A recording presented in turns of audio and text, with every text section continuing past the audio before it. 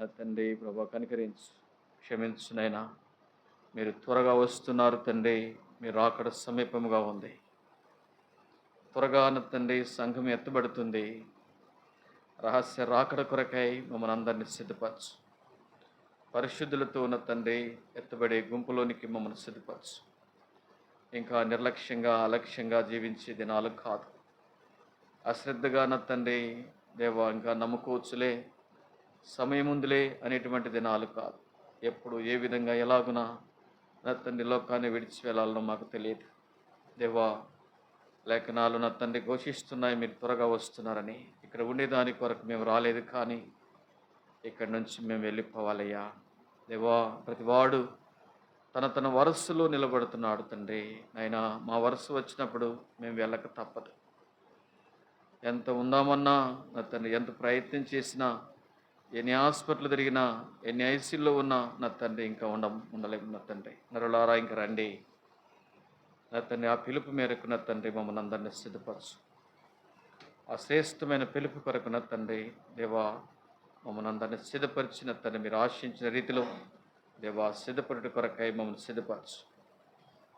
మధ్యాహ్న కాల సమయంలో దేవా నా తండ్రి ప్రభు బల దగ్గరికి వెళ్తున్నాం తండ్రి. మీరే జ్ఞాపకం చేసుకుని యోగ్యంగా ప్రభు బలలో పాలు పొందుట కొరకై మమ్మల్ని సిద్ధపరచు. విని విడిచిపెట్టే వారము కాకుండా తండ్రి, విని గైకొని అంగీకరించి నెరవేర్చే వాక్యానుసారంగా జీవించి నా తండ్రి బ్రతికి చూపించడానికి మాకు నేర్పించు. నేను ఇంతకాలము వింటున్నామేమో కానీ బ్రతకలేకపోతున్నాం. ఈ దినమైనా బ్రతకడానికి మాకు సహాయం చేయండి. క్రైస్తవ జీవితం అనేది వినటం మట్టుకు కాదు, కానీ బ్రతికి చూపించాలి దేవా. నిజముగా మా బ్రతుకులు మీకు అంగీకారంగా ఉన్నాయా లేవా? వాక్యపు వెలుగులో మమ్మల్ని పరిశీలించయ్యా, పరిశీలించు. నీకు అసహ్యమైనది దేవా మా ఇందు ఎక్కడ దాగి ఉందో నా తండ్రి యథార్థంగా నా తండ్రి వాక్యము అద్దము లాంటిది నా తండ్రి దేవా. అద్దం యొద్దకు వచ్చినప్పుడు, వాక్యం యొద్దకు వచ్చినప్పుడు దేవా నా తండ్రి మా బ్రతుకు బట్ట బయలైంది. ఈ సమయంలో నా తండ్రి మమ్మల్ని అందరినీ ఒక్కసారి తేరి చూడండి దేవా. క్షమించండి. ప్రతివాడు తన వరసలు నిలబడాలి తండ్రి. నైనా నా తండ్రి ఎవరికి వారే ఆను తండ్రి, ఎవరి ఆత్మకు వారే నా తండ్రి. మీరే మమ్మల్ని అందరినీ ప్రభువా సరిచేసి యోగ్యంగా ప్రభు బలలో పాలు పొందుట కొరకై సిద్ధపరిచి మహిమ పొందమని యేసుక్రీస్తు ఘనమైన పరిశుద్ధ నామమున స్తుతించి నా తండ్రి దేవా, నేనెంతో బలహీనుని తండ్రి దేవా, నిష్ప్రయోజకుని నా తండ్రి, నీ ప్రజల మధ్య నిలబడటకు ఏమాత్రం యోగ్యుని కాదని ఒప్పుకొనచ్చు, నీ పాదాలు పట్టుకొనచ్చు. క్షమించమని కొద్ది సమయం మాకెంత ఆశీర్వాదకరంగా చేసి మహిమ పొందమని యేసు నామమున స్తుతించి ప్రార్థించి వేడుచున్నాము తండ్రి. ఆమేన్. చదువుకున్న ఈ లేఖన భాగములు మనం చూస్తే 1 కొరింథీ 11వ అధ్యాయము 28వ వచనంలో ఈ చాపలన్నీ ఏం చేశాయి? కాలి పాపం. ఇక్కడ ఎందుకు కాలి పెట్టారు? రావచ్చుగా, చిన్నపిల్లలు ముందుకు రావచ్చుగా, కూర్చొని పర్వాలేదు. ఇవన్నీ కాలి పెట్టకూడదు. ముందుకు వచ్చి కూర్చుంటే బాగానే ఉంటుంది, ఫ్రీగా ఇరుక్కొని ఎందుకు కూర్చోవాలి? 11వ అధ్యాయం 28వ వచనంలో ఏముందంటే, కాబట్టి ప్రతి మనుష్యుడు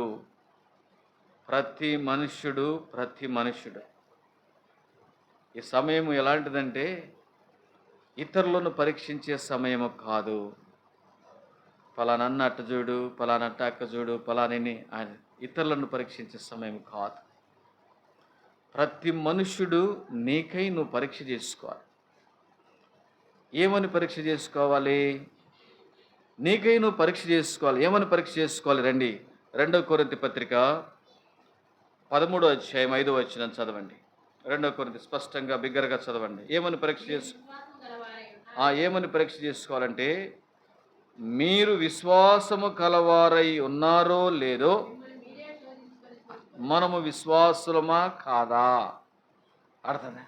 మీరు విశ్వాసము గలవారై ఉన్నారో లేదో,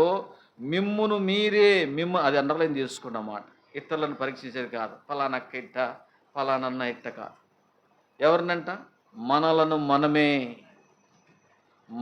మనమే వాక్యానుసారంగా బ్రతుకుతున్నామా?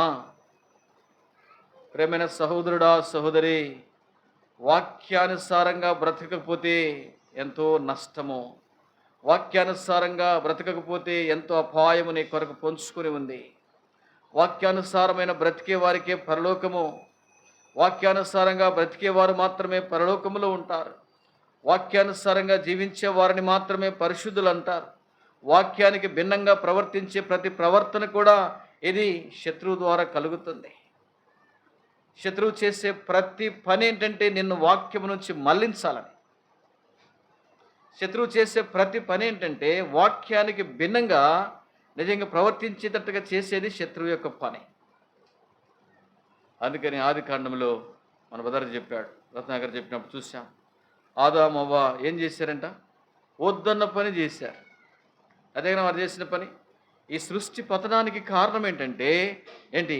ఆజ్ఞ అతిక్రమము.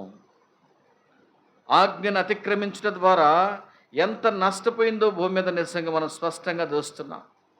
అదే ఆజ్ఞను ఆ దినాల్లో ఆదామవ్వలు అతిక్రమించారని చెప్పుకుంటూ ఈ దినాల్లో నీవెంతవరకు మనం ఎంతవరకు నిజంగా ఆజ్ఞను నెరవేరుస్తున్నాం? అదే ప్రభు వల్ల చెప్పేది. మనం ఎంతవరకు ఆజ్ఞను నెరవేరుస్తున్నామో ప్రతి ఒక్కరు పరీక్షించుకోవాలి. అర్థనే ఆ దినాల్లో ఆదామవ్వ నిజంగా ఆ విధంగా చేశారు, సృష్టి పతనానికి కారణమయ్యారు అని ఆదామవ్వ నిజంగా నీ నోట ఆడుతున్నారు. కానీ ఎప్పుడు చూసినా కూడా ఆదామవ్వ నిజంగా చేసిన తప్పు మనం చేయకుండా ఉండాలనేటువంటిది అర్థమైన పరిశుద్ధమైన ప్రభు బలం మన మధ్యకు జ్ఞాపకం చేస్తుంది. వారు ఆజ్ఞను అతిక్రమించారు. మనం ఏం చేస్తున్నాం? ఆజ్ఞను అంగీకరిస్తున్నామా, అతిక్రమిస్తున్నామా? ఆజ్ఞను అతిక్రమించారు వాళ్ళు. పాపాన్ని నిజంగా లోకానికి పాపం తీసుకొచ్చారు. అయితే మనం ఏం చేస్తున్నామంటే ఆజ్ఞను అతిక్రమించి ఎంతమందిని నిజంగా చల్లారుస్తున్నాం, ఎంతమంది జీవితాల్లో నిజంగా మనం ఎంతగానో నష్టంగా బ్రతుకుతున్నాం, ఎంతమందికి కష్టంగా బ్రతుకుతున్నాం. అందుకని అంటాడు, మీరు విశ్వాసము గలవారై ఉన్నారో లేదో మిమ్మను మీరే శోధించుకొని చదవండి. మిమ్మను మీరే పరీక్షించుకుని భ్రష్టులు కాని యెడల యేసుక్రీస్తు మీలో ఉన్నాడని. అబ్బా, మిమ్మల్ని గురించి మీరు భ్రష్టులు కాకపోతే దేవుడు నాతో ఉన్నాడు చెప్పగలమా? దేవుడు నాతో ఉన్నాడు, దేవుడు నాతో కూడా ఉన్నాడు అని ధైర్యంగా చెప్పగలిగితే నువ్వెంతో ధన్యుడివే. మిమ్మల్ని గురించి మీరు యేసుక్రీస్తు మీలో ఉన్నాడని మిమ్మల్ని గురించి మీరే ఎరగరా? ఎరిగిన వారికి ప్రభు బల. అర్థం ఎరగాలి. దేవుడు నాలో ఉన్నాడు, దేవుడు నాతో ఉన్నాడు, దేవుని యొక్క చిత్తాన్ని నెరవేరుస్తున్నా, దేవుని యొక్క మాటలు అంగీకరిస్తున్నా, దేవుని మాటకు లోబడుతున్నా, దేవుని ఆజ్ఞకు లోబడుతున్నా అనేటువంటి ధైర్యంగా మనము ప్రభు బలలో పాలు పొందాలి. అందుకనే మనల్ని మనం పరీక్షించుకొని ప్రభు బలలో పాలు పొందాలి. రండి, యాకోబు పత్రిక మొదటి అధ్యాయం చదువుకున్న భాగాలు కొన్ని వచనాలు మనం ధ్యానం చేసుకొని బలలో పాలు పొందాం. యాకోబు పత్రిక మొదటి అధ్యాయము 19వ వచనం నుంచి కొన్ని వచనాలు చూద్దాం. చదవండి. నా ప్రియ సహోదరులారా, మీరు ఈ సంగతి ఎరుగుదురు గనుక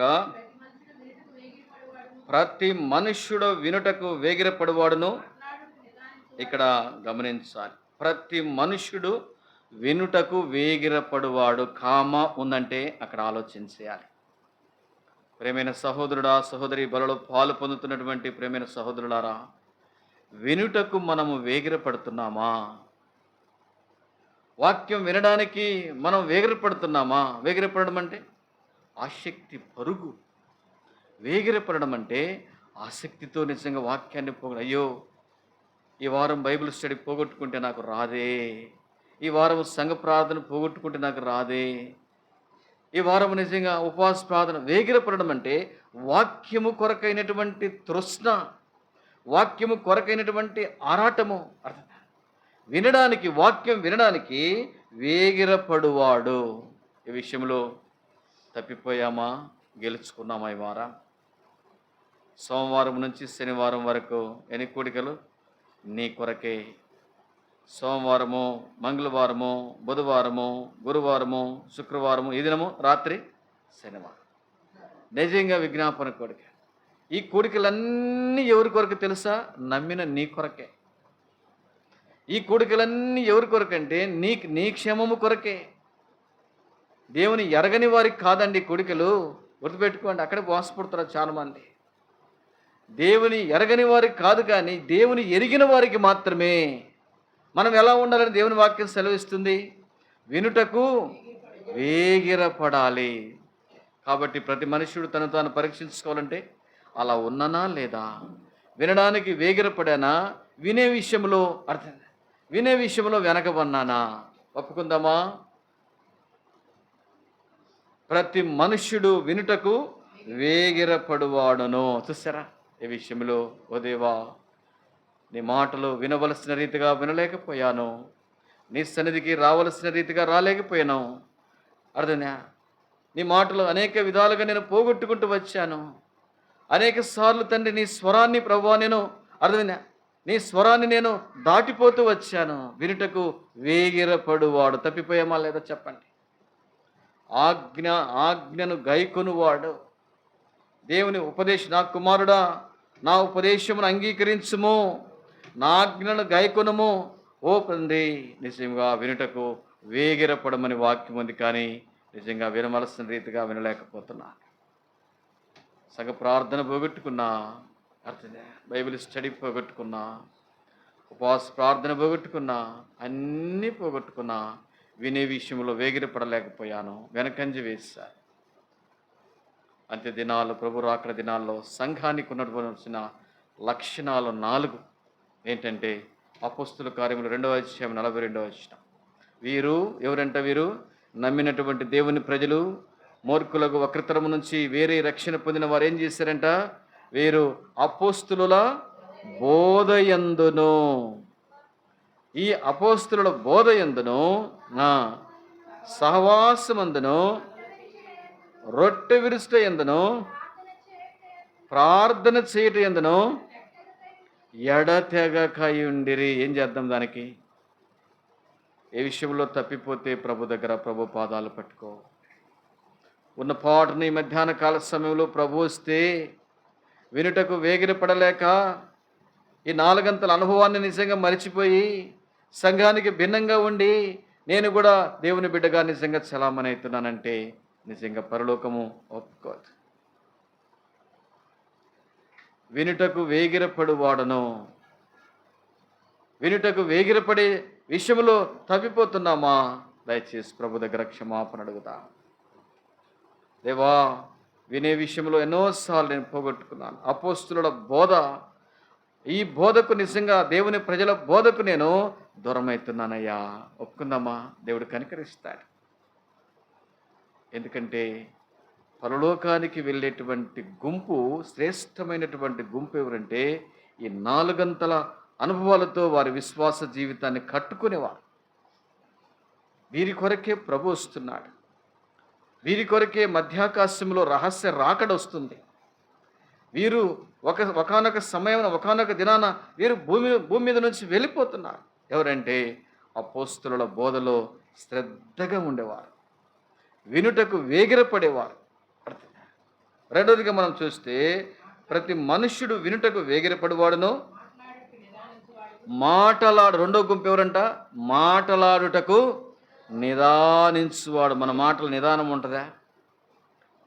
అందుకని ఆరాధనలో మనం చూస్తూ వచ్చాము. ఏందాక కూడా పరిశుద్ధ దేవుని ప్రేమిస్తున్నామనే దానికి రుజువు ఏంటంటే విధేయత. మాట్లాడుటకు నిదానము, మాటలాడుటకు నిదానించువాడును, కోపించుటకు నిదానించువాడునై. అర్థం? మాటలేమో నిజంగా మాటలు తగ్గవు. మాట నోట్లో నోరేసి నిజంగా నేను కూడా విశ్వాసాన్ని చలామణి అయితే కుదరదే. అర్థందా? కుదరదే. నిజంగా మాట్లాడకు నిదానించువాడని బైబిల్ చెప్తుంది. మాటల్లో నిదానం ఉందా? ఎప్పుడైతే నిదానం ఉంటుందో నిజంగా దేవుడు నీ పక్షాన ఆయన నిలబెడతాడు. మాట్లాడుటకు నిదానించువాడును, తర్వాత కోపించుటకు ఎలా ఉండాలంట? కోపించుటకు. అందుకనే కింది భాగంలో మనం చూస్తూ వచ్చాం 20వ వచనంలో, నరుని కోపము దేవుని నీతిని, నీ కోపమంట దైవ నీతిని నెరవేర్చదు. నువ్వు కోపడు ఏం చేస్తావు? ఇంకా దేవుని నీతికి భిన్నంగా ప్రవర్తించి దేవుని సంతోషపెడతావా? దేవుని నిజంగా ఏమని ప్రార్థన చేస్తావు? దేవుని నీతికి భిన్నంగా ప్రవర్తించి, నా మాటలు కాదు, 20 వచ్చిన మళ్ళీ చదవక. ఎందుకనగా నరుని కోపము ఆయన నీతికి భిన్నంగా బ్రతికి ప్రయోజనం ఏముంది చెప్పండి? ఆయన నీతికి భిన్నంగా బ్రతికి అనీతిమంతులంగా బ్రతికేదానికంటే నిజంగా కోపాన్ని అణుచుకొని నీతి కలిగినటువంటి ప్రవర్తన కలిగి నడిస్తే ఎంత ధన్యులమండి. నీతి కలిగి నడుచుట ద్వారా నీతి రాజ్యానికి మనం వారసులుగా ఉంటాం. నీతిమంతుడైనటువంటి తండ్రికి కుమారులంగా, ప్రియమైనటువంటి కుమారులంగా మనం బ్రతుకుతాం. అయితే ఆ నీతికి భిన్నంగా ప్రవర్తించే ప్రతి ప్రవర్తన కూడా మన ఆత్మీయ జీవితాన్ని నష్టం చేస్తుంది. నరుని కోపము దేవుని నీతిని నెరవేర్చు. దయచేసి అందుకనే నరుని కోపము దేవుని నీతిని ఎప్పుడు నెరవేర్చు. కోపముతో నిజంగా దేవుని ఎరక్క ముందు అలాంటి కోపము కలిగి ప్రవర్తించావేమో, కానీ దేవుని ఎరిగిన తర్వాత ఈ కోపాన్ని మనం ఏం చేయాలి? అణుచుకోవాలి. ఇది దైవనీతికి భిన్నంగా చేసేటువంటి కోపము, దైవనీతికి భిన్నంగా ప్రవర్తించేటువంటి ప్రవర్తనే నీలో ఉండి వచ్చేటువంటి కోపం. కొన్నిసార్లు నిజంగా నువ్వు నమ్మిన దేవుని చూపించలేవు ఇతరులకు, నువ్వు నమ్మిన దేవుని యొక్క ప్రేమను పంచలేవు. నరుని కోపము దేవుని నీతిని నెరవేర్చదు. తర్వాత 21 వచనం.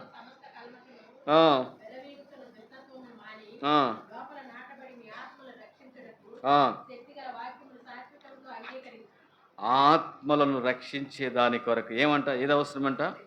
శక్తిగల వాక్యము. అందుకని గుర్తుపెట్టుకోవాలి, విశ్వాస జీవితంలో వాక్యము లేకపోతే నిజంగా మనం ఎప్పటికైనా మనం లోకంలో పడిపోతాం. వాక్య సమృద్ధి మనం ఎప్పుడైతే మనం కలిగి ఉంటామో, ఎన్ని అలజడులు వచ్చినా, ఎన్ని తుఫాన్లు వచ్చినా, ఎన్ని గాలులు వచ్చినా, ఎలాంటి అపాయకరమైన పరిస్థితి వచ్చినా, వాక్యం మన హృదయంలో ఉన్నంత వరకు, వాక్యం ఉంది కాబట్టి ఎన్ని పరిస్థితుల్లో మనము తొనకం, భయపడం, కొట్టుకొనిపో. అందుకనే మీ ఆత్మలను రక్షించుటకు ఏంటంట?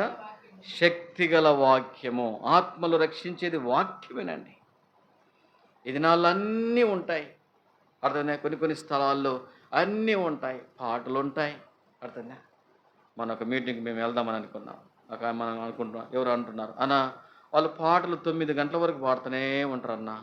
అర్థమైందా? ఏం పర్వాలేదన్నా, మీరు రండి, 9:30 వరకు పాటలు, 9:30 వరకు పాటలంట, 12 గంటల వరకు వర్తమానం అంట. చూసారా? అది విమర్శించడం కాదు, కానీ దినాల్లో వాక్యాన్ని చెప్పవలసినటువంటి సమయంలో, వాక్యం వెళ్ళవలసినటువంటి సమయంలో పాడి పాడి పాడి పాడి పాడి పాడి అలసిపోయి నిద్రపోతారు. ఇంకా వాక్యం అప్పుడు అర్థంగా. ఒకసారి జెర్మియాను నన్ను ఒక వాక్యానికి పిలిచారంట, కూర్చోబెట్టారు. నిజంగా స్పీకర్లుగా వాక్యం చెప్పాలి. ఇద్దరం వెళ్ళా. అన్న నేను మాత్రం లెక్కేసుకోలేదు, కానీ అన్న మాత్రం లెక్కేసుకున్నాడంట. నాకు చెప్తున్నాడు, ఒకసారి 72 పాటలు పాడారంట. వాక్య సమయానికి వచ్చే వరకు ఏమన్నారు? అన్న టైం ఏంది, తొందరగా కానీ ఏమని చెప్పారంట. అర్థంగా. దినాల్లో నిజంగా వాక్య సమృద్ధి మనం ఎప్పుడైతే కలిగి ఉంటామో, వాక్యానికి మన జీవితంలో వాక్యానికి మనం ఎప్పుడైతే ప్రాముఖ్యమైన స్థానం ఇస్తామో, వాక్యం ఏం చేస్తుందంటే బ్రతికిస్తుంది. అందుకని ఎక్కడుందన్నమాట? 119వ కీర్తన 50 వచనంలో మాట ఉంది. ఏముందన్నమాట? నీ వాక్యము నన్ను బ్రతికించెను. ఈ దినాల్లో మనల్ని బ్రతికించేది వాక్యమే. బాబు చేసిన ఈ వాక్యం ఏం చేస్తుందంటే మనల్ని బ్రతికించేదండి. గుర్తుపెట్టుకోవాలి. ఈ దినాల్లో దేవుని కొరకు నువ్వు బ్రతకలేకపోతున్నావు, దేవుని కార్యాల్లో వెనకబడిపోతున్నావు, దేవుని విషయాల్లో నిజంగా కొన్నిసార్లు అనేకమైన కొరతలు ఏంటంటే వాక్యాన్ని అర్థమే, వాక్యాన్ని వాక్యంగా చూడడం లేదు, వాక్యాన్ని వాక్యంగా అంగీకరించడం లేదు, వాక్యానుసారంగా బ్రతకడానికి నేర్చుకునే దాని కొరకై తీర్మానం చేసుకోలేక ఏదో నిజంగా ఆచారపూర్వకంగా అలవాటుపూర్వకంగా వెళ్తున్నావేమో కాదు, కానీ వాక్య సమృద్ధి దేవుని మహాకృప చేత దైవజనులను ప్రేమించి ఎక్కువగా మన సహవాసంలో ఎక్కువగా వాక్యమే. తిరుపతి జయరాజ్ అన్నంటే మన యూట్యూబ్లో ఆయన మంచి వర్తమానికుడు, అర్థం మంచి ప్రొఫెసర్. ఆయన ఆయన మీటింగ్స్ మన కర్మీలో జరిగినాయి. కరెక్ట్గా 6:30కు స్టార్ట్ చేస్తారు, 7 గంటలకు 7:15 అయిపోద్ది, 8:30కు క్లోజ్ చేస్తారు. ఎన్ని సంఘాలు వస్తాయి తెలుసు ఆయన అంటే? కృష్ణా జిల్లా, ఎన్టీఆర్ జిల్లా మొత్తము చాలామంది వస్తారు ఆయన మీటింగ్స్ అంటే. ఒకసారి మేము వెళ్ళాము, 8:30 కల్లా మెసేజ్ క్లోజ్, 9:30 కల్లా భోజనాలు క్లోజ్, ఇంటికి వెళ్ళిపోవడం అంతే. అర్థమే దినాలు. ఎందుకంటే వాక్య సమృద్ధి, వాక్యం కొరకు ఆ టైం పెట్టుకున్నారనుకో పరిగెత్తుకుంటూ వెళ్ళిపోతారు. రాత్రి ఒక మీటింగ్కి మేము వెళ్ళాలని, ఎవరు రాత్రి ఒక మీటింగ్కి వెళ్ళాలని మేము అనుకుంటూ వచ్చాం. రాత్రి ఒక మీటింగ్కి వెళ్ళాలనుకుంటూ వస్తే అన్న వాళ్ళు ఇప్పుడే కాదులేనా, వాళ్ళు 9:30 దాకా 9 గంటల వరకు పాటలు పాడుతూనే ఉంటారులేండి. కాదు, కానీ ప్రభు రాకడ దినాల్లో, అంత్య దినాలు, ప్రభు రాకడ దినాల్లో వినుట, ఈ మాట ఏముంది? మీ ఆత్మలను రక్షించుటకు వాక్యము. వాక్యము కొరకైనటువంటి తృష్ణ నీకుంటే, వాక్యము కొరకైనటువంటి పరుగు నీకుంటే, వాక్యం కొరకైనటువంటి ఆరాటము నీకుంటే, నీ ఆత్మీయ జీవితంలో ఏది కూడా కొరత ఉండదు. వాక్యం లేని కారణాన్ని బట్టి ఆత్మీయ జీవితం ఎండిపోతుంది.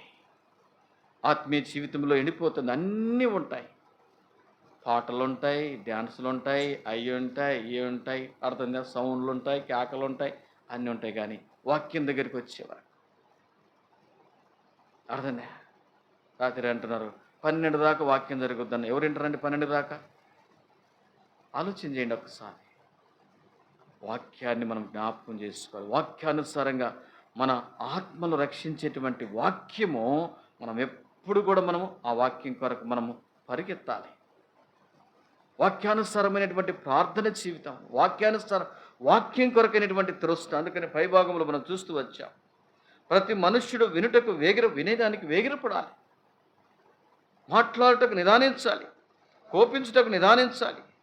అంత మాత్రమే కాదు, కానీ మీ ఆత్మలను రక్షించుటకు శక్తి కలిగినటువంటి వాక్యమును అంగీకరించాలి.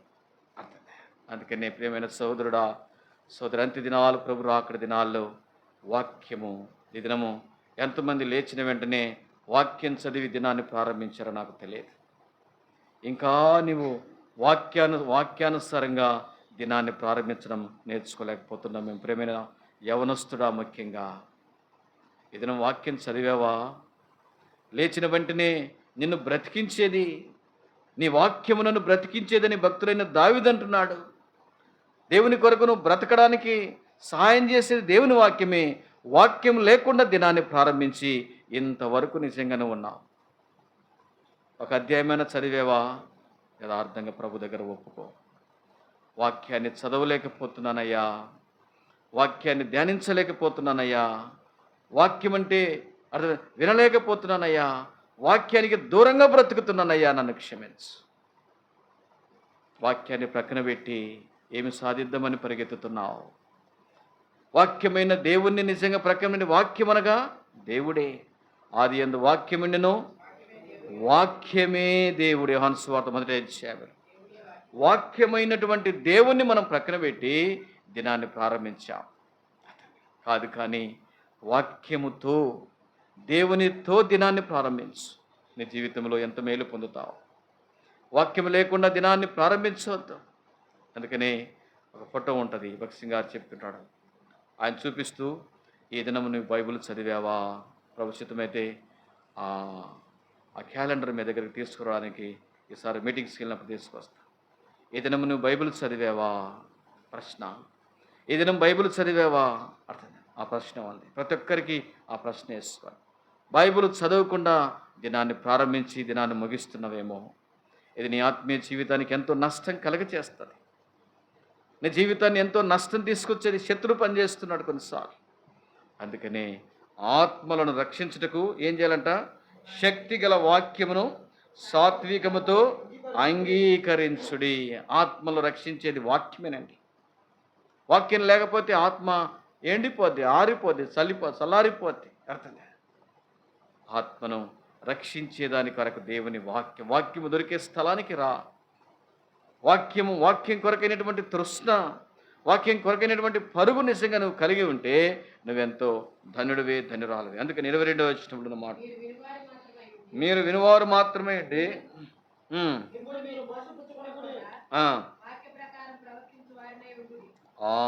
మీరు వినువారు మాత్రమే. వింటనే ఉంటాం కదా, జీవితం అంతా వినేది అర్థం వెళ్ళిపోయేది, జీవితం అంతా వినేది అర్థం దులుపుకుండేది ఇక్కడి వరకే, మందిరం వరకే వాక్యం. వినువారు మాత్రమై ఉండి ఏం చేస్తున్నారంట, వింటున్నామే కానీ వాక్యానుసారంగా బ్రతకపోతే మోసగించుకుంటున్నావు నువ్వే. మీరు వినువారు మాత్రమై ఉండి మిమ్ములు మీరు మోసపుచ్చకొనకుండునట్లు ఎలా ఉండాలంట, వాక్య ప్రకారము ప్రవర్తించండి. వాక్యం ఏమి చెబుతుందో, వాక్యమైన దేవుడు ఏది బోధిస్తున్నాడో నిజంగా వాక్యానుసారంగా ప్రవర్తించండి. ఎవడైనాను వాక్యమును వినువాడై ఉండి దాని ప్రకారము ప్రవర్తింపని వాడైతే, చూసారా, వాక్యము వినువాడయండి. వింటాం మనం అందరం, కూర్చున్న వాళ్ళందరం వాక్యం వింటనే ఉన్నాం. వినేది అర్థమే, వినేది అర్థం, ఇక్కడికి దులుపుకుంటూ వెళ్ళిపోవడం కాదు. వాక్యం వినువారయుండి ఏముందన్నమాట, వాక్యం వినువాడయుండి దాని ప్రకారము ప్రవర్తింపని వాడైతే ఎలాంటి వాడంట, అద్దములో తన సహజముఖమును చూసుకొని, అద్దం దగ్గరికి పోతే అర్థందా మన నిజ స్వరూపం అంతా బయటికి కనపడదు, అద్దములు కనపడదు. పక్కకు పోతే ఏం కనపడదు, అర్థందా. అట్నే వాక్యం దగ్గరికి వస్తే వాక్యమైన దేవుడు నీతో మాట్లాడతాడు. అమ్మా ఇలా ఉండు, ఇలా నడుచుకో, ఇలా చెయ్యి. వాక్యం నిన్ను నడిపిస్తుంది, నీకు బోధిస్తుంది, నీ మార్గాన్ని సరిచేస్తుంది. దేవునికి సమీపస్తురాలుగా వాక్యం నిన్ను తీసుకొని వస్తుంది. ఆ వాక్యాన్ని నిజంగా నువ్వు వింటివి, వినకుండా ఆశ్రయించకుండా ఏం చేస్తున్నామంట, వాక్యం వినువాడు దాని ప్రకారము ప్రవర్తింపని వాడైతే వాక్యానుసారంగా ప్రవర్తించాలి. అందుకని నేను చెప్తా యవనస్తులకు, ముఖ్యంగా వాక్యం ఉదయాన్నే లేచిన వెంటనే 2 అధ్యాయాలు చదివి దినాన్ని ప్రారంభించు. నీ జీవితంలో ఎంత మేలు పొందుతావో ధైర్యంగా నేను చెప్తున్నా. లేచిన వెంటనే అడుగుతుందా, సెల్ ఎక్కడుందని సెల్ పట్టుకోవడం కాదు. ఈ దినాలు యవనస్తులు చూసారా, లేచిన వెంటనే వాళ్ళకు గుర్తొచ్చేది ఏంటంటే వెంటనే సెల్ తీసుకుంటాం. లేచిన వెంటనే దీనికి బదులు వాక్యం దగ్గరికి, బైబిల్ దగ్గరికి పో. నీ జీవితంలో నువ్వు ఆశించింది దేవుడు నిజంగా ఎలా చూపిస్తాడో చూడండి. అక్కడే మనం పొరపాటు పడతాం. ఈ సెల్లో నిజంగా లేచిన వెంటనే దేవుడు రాత్రంతా కాపాడి మరొక దినం బ్రతుకు జీవుడా అని బ్రతికించిన దేవుని మర్చిపోయి, దేవుని వాక్యాన్ని మర్చిపోయి ఈ చెత్తను పట్టుకుంటాం. అర్థమే, వెంటనే భయంకరమైన చెత్త చూస్తూ ఉంటాం. కాదు, కానీ అవసరమే, ఈ సెల్ మనకు అవసరమే. కానీ మొదటిగా ఆదికాండం మొదటి వచనంలో ఏముందన్నమాట, ఆదియందు దేవుడు.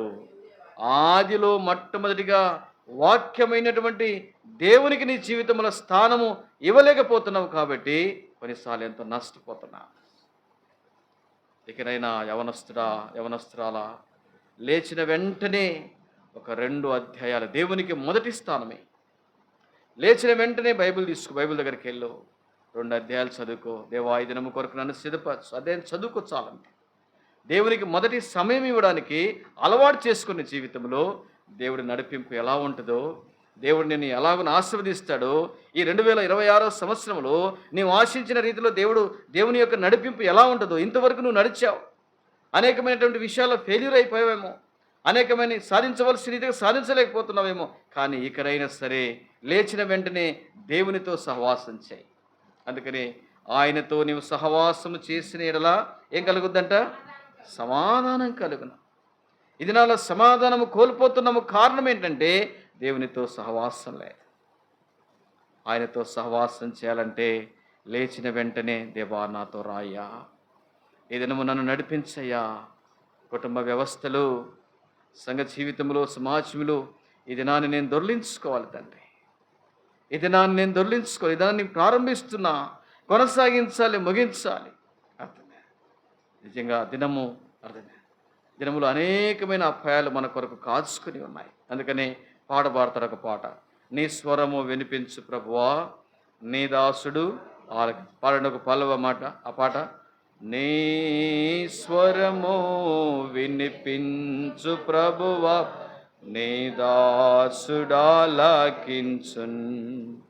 నీ స్వరము వినిపించు ప్రభువా, నీ దాసుడాలకించున్.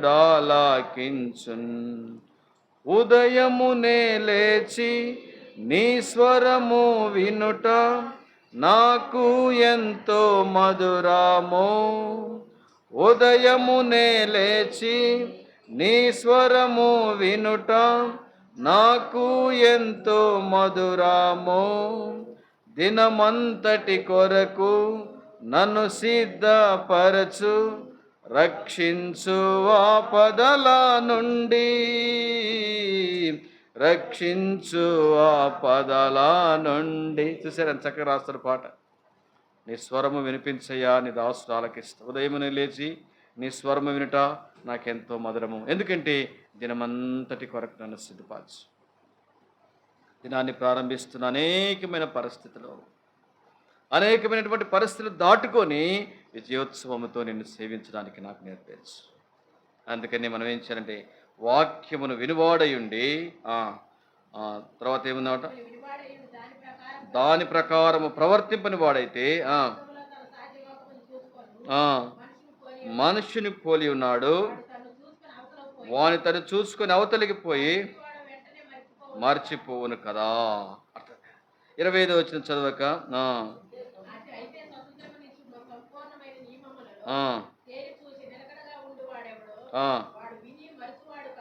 నిలకడగా ఉండువాడెవడో వాడు విని మరచువాడు కాక క్రియను చేయవాడయుండి.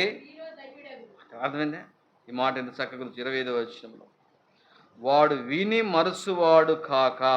వింటున్నాము, మర్చిపోతున్నామా? వాడు విని మరచువాడు కాక క్రియను చేయువాడై. వింటున్నావు, బైబిల్ చేతికి వచ్చింది, మందిరంలో కూర్చున్నావు, వెళ్ళిపోతున్నావు.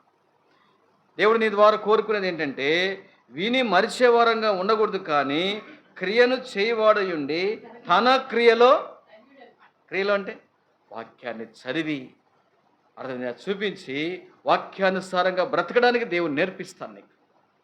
నువ్వు ఒక్కటే అలవాటు చేసుకుని ఎవరు చెప్తే అవనస్తులకు, ముఖ్యంగా మీరు నమ్ముకోండి, బాప్తిసం తీసుకున్న దానికంటే ముందు లేచిన ముందు మందిరానికి క్రమంగా వచ్చేది నేర్చుకోండి. తర్వాత ప్రతిరోజు 2 అధ్యాయాలు చదివి దినాన్ని ప్రారంభించండి. అది నీ జీవితంలో దేవుని సేవించే విషయంలో క్రియాపూర్వకమైనటువంటి భక్తిని సాధన చేస్తున్నావు. క్రియాపూర్వకమైనటువంటి భక్తిని సాధన చేయడానికి నిజంగా గుర్తు ఏంటంటే వాక్యము 2 అధ్యాయాలు చదివావా ఈ దినము? వాక్యము ఎంతమంది వాక్యం చదివారో నాకైతే తెలియదు, కానీ మీకు తెలుసు. వాక్యం లేకుండా దినాన్ని ప్రారంభించాం, నీ జీవితంలో ఎంతో నష్టపోతామండి. ఎందుకంటే వాక్యం లేకపోతే, దేవుడు లేకపోతే ఎవరు వస్తారు? దయ్యం వస్తాడు అంతే. ఒక వ్యక్తి జీవితంలో దేవుడన్నా ఉండాలి, దయ్యం అని ఉండాలి. వాక్యమైనటువంటి దేవుడు వస్తే దయ్యం పారిపోద్ది. దయ్యం వచ్చినప్పుడు దేవుడు ఉన్నాడు, దేవుడు వెళ్ళిపోతాడు. అలాగున దేవుణ్ణి ఆశ్రయిద్దాం, వాక్యమైనటువంటి దేవుణ్ణి ఆశ్రయించి దినాన్ని ప్రారంభం. అందుకని క్రియారూపకమైనటువంటి భక్తి ఏంటంటే ఏమంటే తన క్రియలో ధన్యుడు అంటే దాని అర్థం ఏంటంటే వాక్యాన్ని చదివినప్పుడు నీ వాక్యానుసారమైనటువంటి క్రియ నిజంగా నీ జీవితంలో ప్రారంభించబడుతుంది. ఏంటి ఆ క్రియ అంటే 2 అధ్యాయాలు చదివి దినాన్ని ప్రారంభించు. దేవా ఈ దినము కొరకు నన్ను సిద్ధపరచని ఆ 2 అధ్యాయాల కొరకు రానైన దినాల్లో ప్రభు నిన్ను ఎలాగున వాడుకుంటాడు, ప్రభు నీ జీవితంలో చేయబోయే ఆశ్చర్యమైనటువంటి కార్యం ఏంటో, ప్రభు నిన్ను ఎలాగున తన సాధనముగా పనిబట్టుగా వాడుకుంటాడు. ఎందుకంటే నీవు క్రియారూపకమైనటువంటి భక్తి జీవితంలో కొనసాగే దాని కొరకు తీర్మానం చేసుకొని లేచిన వెంటనే నిజంగా దేవుని సన్నిధిని, లేచిన వెంటనే బైబిల్ను నిజంగా సేవిస్తున్నావు, బైబిల్ చదువుతున్నావు కాబట్టి వాక్యమైన దేవుడు నీతో కూడా నడుస్తాడు ఆయన. అందుకని ఆ మాట 26వ వచనం చదవండి. ఎవడైనాను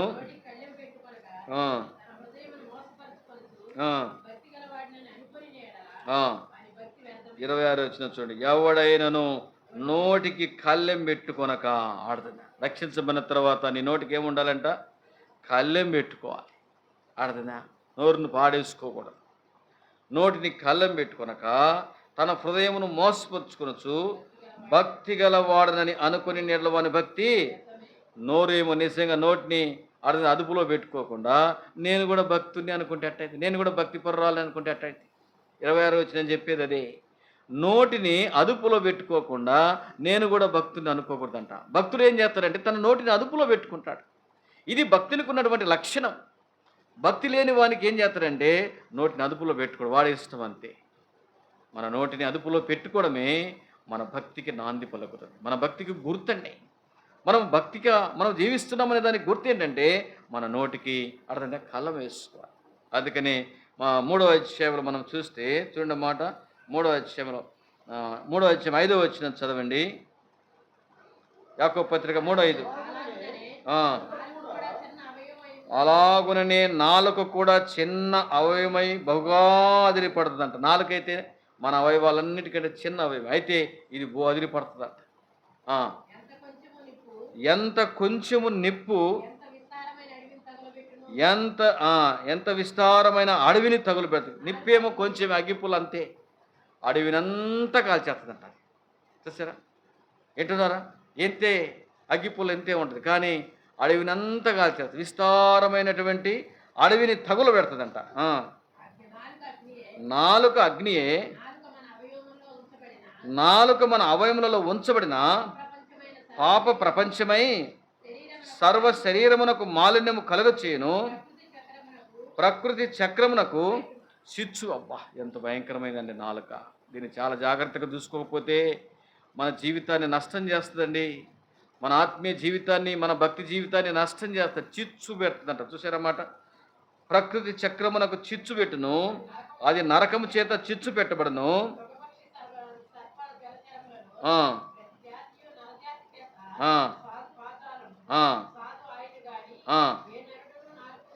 చూసారా, మృగపక్షి సర్ప చర్మలలో ప్రతి జాతియు నరజాతి చేత అర్థం. ఇలాంటి మృగాలైనా సరే, సర్ప జలాలైనా సరే ఒక నరుని చేత సాధన చేసుకోవచ్చు అంట.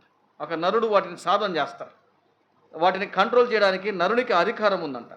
కానీ సాధు ఆయన కానీ 8వ వచనం, ఏ నరుడును నాలుకను సాధు చేయనేరడు. అర్థం. ఈ మృగాలన్నిటికైనా, నోరు లేని మృగాలకు ఒక నరుడు సాధువు చేస్తే వాని మాట వింటాయి, లోబడతాయి. అర్థం. అయితే నాలుకను మాత్రము ఏ నరుడు కూడా నాలుకను సాధువు చేయలేడంట. అది మరణకరమైన విషముతో నిండినది, అది నిరర్ఘలమైన దుష్టత్వమే. ఈ మధ్యాహ్న కాల సమయంలో ప్రభువులో పాలు పొందుతున్నటువంటి మనము వాక్యానుసారమైనటువంటి భక్తి జీవితంలో మనం ఆత్మీయ జీవితాన్ని కట్టుకోవాలి. ముఖ్యంగా మనం చూస్తే ఆత్మను రక్షించట కొరకై దేవుని వాక్యం దొరికేటువంటి స్థలానికి మనం పరిగెత్తాలి. వాక్యాన్ని పోగొట్టుకుంటున్నాం, రక్షించబడినాం, దేవుని ప్రజగా పిలువబెడుతున్నాం. ఎన్నిసార్లు వాక్యాన్ని పోగొట్టుకుంటాం, ఎన్నిసార్లు వాక్యాన్ని భిన్నంగా. అందుకనే అపోస్తలుల బోధ యందును బోధకు దూరమై బాధలకు దగ్గరవుతున్నావు. అందుకనే అంటాడు, నువ్వు అపోస్తలుల బోధకు దూరమైపోతున్నావు, కానీ అయితే బోధకు దూరమైనంత వరకు నీ జీవితంలో బాధలు తప్పవు. బోధను గౌరవించు, వాక్యాన్ని గౌరవించు, వాక్యమైనటువంటి దేవుని సన్నిధికి రా. అందుకని మీ ఆత్మను రక్షించుటకు శక్తిగల వాక్యమును సాత్వికముతో. అలాగున ఈ మధ్యాహ్న కాల సమయంలో నా తలంపు ఏంటంటే, రక్షించబడినటువంటి దేవుని బిడ్డలంగా అంత్య దినాల్లో, ప్రభు రాకడ దినాల్లో, ఆయన రాకడలో మనం ఎత్తబడాలంటే ప్రతి మనుష్యుడు వినుటకు వేగిరపడాలి. వాక్యం వినేవారముగా, వాక్యాన్ని మన జీవితంలో సమృద్ధి అయినటువంటి వాక్యాన్ని కలిగిన ప్రజలముగా ప్రతి శోధన చేయించాలి. వాక్య సేవకులముగా, వాక్య సంఘముగా, వాక్య విశ్వాసములుగా నిజంగా మనం ఉండాలి. అందుకని మన కొరకే దేవుడు ప్రేమించి భారం ఇచ్చాడు. సోమవారం నుంచి శనివారం వరకు ప్రతి దినము వాక్యము నీ కొరకే. ప్రతి దినము వాక్యం 7:30 గంటలకు ప్రతి దినము వాక్యం జరుగుతూనే ఉంది, ఏదో ఒక కూడిక జరుగుతూనే ఉంది. ఎందుకంటే వాక్యం వీరు అపోస్తలుల బోధ యందును, సహవాసమందును, రొట్టె విరుచుట యందును, ప్రార్థన చేయట యందును ఎడతెగకయుండిరి. ఎడతెగని వాక్యము, ఎడతెగని ప్రార్థనా జీవితము, ఎడతెగని భక్తి జీవితంలో మనం కొనసాగేటువంటి ప్రజలంగా దేవుడు మనల్ని సిద్ధపరుచునుగా. ప్రార్థన చేసుకుందాం. మకరించండి. ఒక నిమిషం మనల్ని మనం పరీక్షించుకుందాం. ఆత్మను రక్షించుటకు శక్తిగల వాక్యాన్ని మనం చేతపుచ్చుకొని వాక్యానుసారమైనటువంటి భక్తి జీవితంలో కొనసాగేదాని కొరకాయ ఒక మంచి తీర్మానంతో ప్రభువులో పాల్గొంది. ఓ దేవా, రక్షించుకున్నవి కానీ రక్షించబడిన బిడ్డగా పిలువబడుతున్నాను కానీ వాక్యాన్ని నిజంగా వాక్యాన్ని ఎంతగానో నిర్లక్ష్యం చేస్తున్నా. వాక్యాన్ని చదవలేక దినాన్ని ప్రారంభించిన దినాలు నా జీవితంలో ఎన్నో ఉన్నాయి. దాని ద్వారా ఎంతో నష్టపోతున్నానయ్యా. వాక్యం లేకుండా దినాన్ని ప్రారంభిస్తున్నా, వాక్యం లేకుండా దినాన్ని ముగిస్తున్నా. వాక్యాన్ని నిర్లక్ష్యం చేస్తున్నటువంటి నా జీవితంలో నెమ్మది లేక, సంతోషం లేక, వ్యక్తిగత కుటుంబ సంఘ జీవితంలో నెమ్మది లేకున్నాను తండ్రి. ఇకనైనా వాక్యానికి నా జీవితంలో ప్రాముఖ్యమైన స్థానం ఇచ్చి వాక్యమైన దేవుణ్ణి ముందుగా పెట్టుకొని నిజంగా ముందుకు సాగట కొరకై నన్ను సిద్ధపరచని మనల్ని మనం పరీక్షించుకొని ఒక మంచి తీర్మానంతో ఈ దినము నుంచి అయిన